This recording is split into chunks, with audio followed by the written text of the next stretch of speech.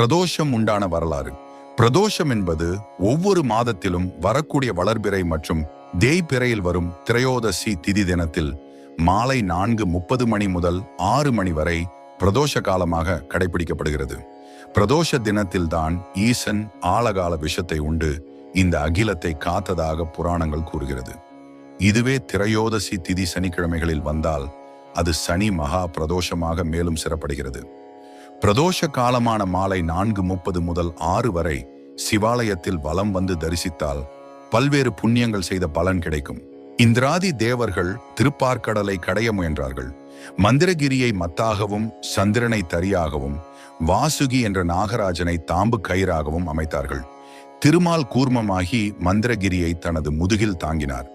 அசுரர்கள் தலைப்புறமும் தேவர்கள் வால்புறமும் நின்று கடையலானார்கள். அந்த நாள் தசமி திதி. அன்று ஒரு வேளையுண்டு